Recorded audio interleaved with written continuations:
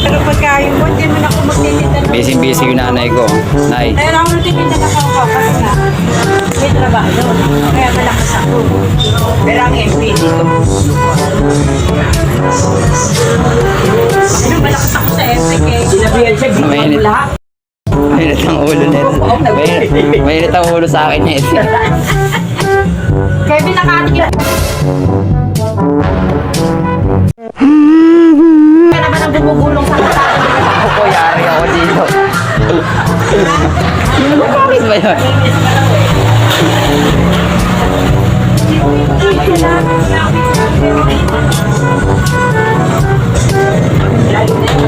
Par. O, ito na lang yung kaibigan ko. Alas 10. Ano sabi natin? Nalaman ko na yung kwan din sa yung para tayo mamahalag doon ba? Para tayo mamahalag.